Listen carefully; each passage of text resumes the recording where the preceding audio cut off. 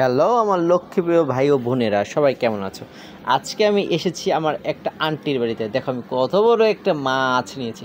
আসলে উনি আমাকে অনেক ভালোবেসে এই মাছটা দিয়েছে, সাথে আমার আঙ্কেলও ছিল। আচ্ছা যাই হোক, আমার আর আঙ্কেলকেও দেখাবো। তো ওই দেখো আমি কত কিছু উনি আমাদের জন্য করেছে। আমি গিয়েছিলাম, আমার ভাগ্নে গিয়েছিল, আমার ভাইয়া গিয়েছিল, বোন গিয়েছিল। ও দেখো আমার জন্য ডিম করেছে, ছোটো মাছ করেছে, আচ্ছা অন্যান্যগুলো তো করেছে। এই যে এটা হচ্ছে সেই আঙ্কেল, যে আন্টি আর আঙ্কেলের বাসায় আমি গিয়েছিলাম। এটা হচ্ছে তাদের সুন্দর নতুন ফ্ল্যাট।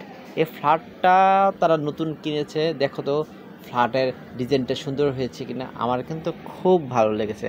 আলহামদুলিল্লাহ, নিজ হাতে গড়া মোর কাঁচা গড় খাসা, এরকম একটা কথা আমরা ছোটোকালে পড়েছি। আচ্ছা এই বেডটা কেমন হয়েছে? আমার কাছে কিন্তু খুব ভালো লেগেছে। এটা নাকি বিদেশিরা এ ধরনের বেডে ইউজ করে। যদি বেডটা ভালো লেগে থাকে তাহলে অবশ্যই কমেন্ট করে জানিয়ে দেবে। আর এটা আমাদের জন্য রান্না করছিল মাংস, মানে গরুর মাংস।